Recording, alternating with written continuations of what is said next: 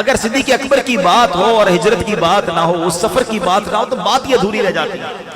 نبی پاک علیہ السلام کو جب ہجرت کا حکم دیا گیا نا، تو صدیق اکبر کے پاس نبی پاک تشریف لائے اور فرمایا ابو بکر مجھے ہجرت کی اجازت مل گئی ہے۔ کہتے حضور کیا میں آپ کا رفیق سفر بن سکتا ہوں؟ نبی پاک نے فرمایا ہاں ابو بکر تم میرے رفیق سفر ہو۔ اب آپ خوشی کے مارے رونے لگے۔ حضرت عائشہ صدیقہ فرماتی میں نے زندگی میں پہلی بار دیکھا کہ کوئی خوشی کے مارے بھی روتا ہے۔ اب یہ سفر شروع ہوا، مگر یہ خوف کا سفر تھا، بتانا نہیں تھا کسی کو۔ رات کو سفر کے لیے گئے، نبی پاک آج کے حساب سے جدہ کی طرف گئے، یعنی ایک ایسا راستہ اختیار کرنا تھا کہ جو دوسروں کو پتہ نہ ہو، نارمل راستہ نہیں تھا۔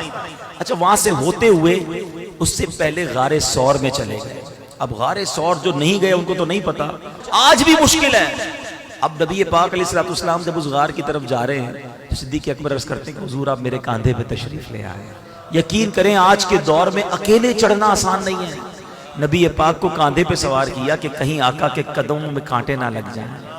اچھا اس سے پہلے جب غار ثور کی طرف جا رہے تھے نا، صدیق اکبر نے ایک بڑا نرالا انداز اپنایا۔ پہلے آگے چلتے، تھوڑی دیر بعد دائیں چلتے، پھر لیفٹ پہ آ جاتے، پھر پیچھے چلتے۔ نبی پاک نے کہا ابو بکر یہ کیا کر رہے ہو؟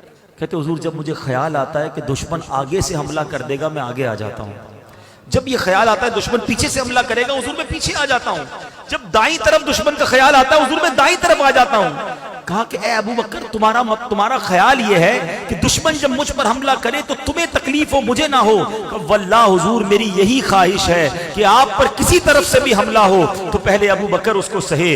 اللہ اکبر۔ نبی پاک نے ابو بکر صدیق کے لیے جنت کی دعا فرمائی۔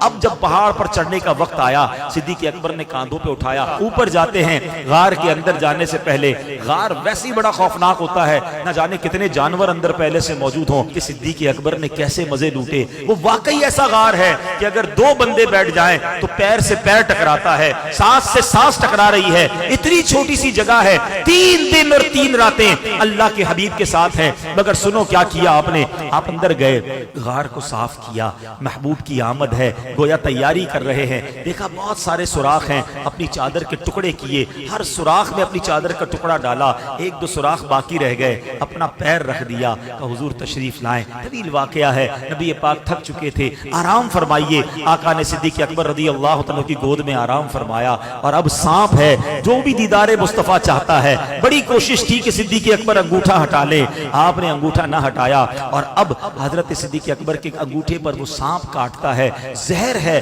اب سوال یہ ہے صدیق اکبر سے بڑا مفتی کون ہوگا؟ فتویٰ یہ ہے کہ جان بچانا فرض ہے۔ صدیق اکبر نبی پاک کو عرض کر سکتے تھے کہ حضور سانپ نے کاٹ لیا ہے، آپ تھوڑی دیر کے لیے بیدار ہو جائیں تاکہ کچھ علاج کر لیا جائے۔ آپ کے عشق نے گوارا نہ کیا، عشق کہتا ہے جان جاتی ہے تو چلی جائے، نبی پاک کے آرام میں خلل نہیں آنا چاہیے۔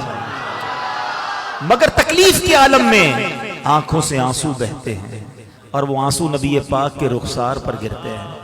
آقا آنکھیں کھولتے ہیں، ابو بکر کس بات پہ رلایا؟ کہ حضور سانپ نے کاٹ لیا ہے۔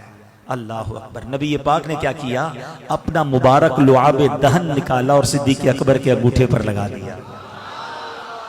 صدیق اکبر کا وہ زہر کا درد جاتا رہا، سبحان اللہ۔ جہاں صدیق اکبر نے جان قربان کی، مقام صحبہ پر مولا علی کی گود میں جب نبی پاک آرام کر رہے تھے، سورج ڈوب رہا ہے، مولا علی سے بڑا عالم کون ہوگا؟ ارے مولا علی کو معلوم تھا نماز پڑھنا فرض ہے، مگر عشق علی نے گوارا نہ کیا۔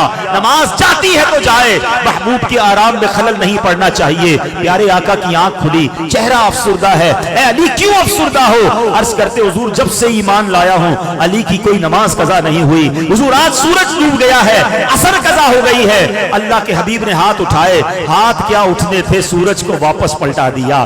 پھر عصر کا وقت آتا ہے، پھر مولا علی نماز پڑھتے ہیں۔ یہ 2 عظیم واقعات ہیں، 2 سب سے بڑے ہم کہہ سکتے مفتیوں کے واقعات ہیں۔ اعلیٰ حضرت کا قلم کیسے خاموش رہ سکتا ہے؟ اعلیٰ حضرت سے سوال ہوا کہ حضور ذرا یہ بتائیے، جان بچانا فرض، کتابوں میں تو یہ لکھا ہے، نماز پڑھنا فرض، سب سے اولین فرض۔ یہ دونوں نے کیا کیا؟ ایک نے جان خطرے میں ڈال دی، ایک نے نماز جانے دی۔ اچھا یہاں ان لوگوں کے لیے بھی جواب ہے جو کہتے بتاؤ کدھر لکھا ہے، ہاں حوالہ پیش کرو۔ او اللہ کے بندو، عشق کی باتیں دلوں میں لکھی جاتی ہیں، कौन सी किताब में लिखा था कि अबू बकर सिद्दीक जान ना बचाते? किधर मसला लिखा था कि मौला अली नमाज कज़ा करते? इन दोनों ने फैसला किया कि इश्क का काम यह है कि नबी पाक की इताअत जरूरी है। आला हजरत अपने 4 शेर में मसला ही हल कर देते हैं। आप फरमाते हैं मौला अली ने वारी तेरी नींद पर नमाज। और नमाज भी कौन सी? असर को सबसे खतर वाली अहम नमाज कहा गया। मौला अली ने वारी तेरी नींद पर नमाज, और वो भी असर सबसे जो आला खतर की है। सिद्दीक बल्कि गार में जान उन पे दे चुके, और हिफ्ज़े जान तो जान फुरूज़े गरर की है। अरे जान बचाना तो फर्ज था, मगर नबी पाक ने क्या किया? ना उनकी नमाज जाने दी, ना इनकी जान जाने दी। हाँ, तूने उन्हें जान, इन्हें फेर दी नमाज, पर वो तो कर चुके जो करनी बशर की है। उन दोनों ने अपने हिस्से का काम कर लिया। अब ये पूरा बयान करने के बाद आला हजरत ने निचोड़ निकाल कर दिया, जो अपना अकीदा मजबूत कर लो। आला हजरत कहते हैं साबित हुआ कि जुमला फराइज फुरू है। साबित हुआ कि जुमला फराइज फुरू है, असलुल उसूल बंदगी उस्ताजवर की है। अरे आका राजी है तो रब राजी होगा। पढ़ते रहो नमाजें, पढ़ते रहो अल्लाह का नाम। अगर अल्लाह के हबीब की मोहब्बत दिल में नहीं, तुमसे अल्लाह के नबी राजी नहीं है, तो न नमाजें काम आनी है, न रोजे काम आने हैं। जरूर पढ़ो नमाजें, जरूर रखो रोजे, मगर नबी पाक की मोहब्बत दिल में होना जरूरी है। जभी सैयदी आला हज़रत ने लिखा उन्हें जाना, उन्हें माना, ना रखा गैर से काम, लिल्लाहिल हम्द में दुनिया से मुसलमान है।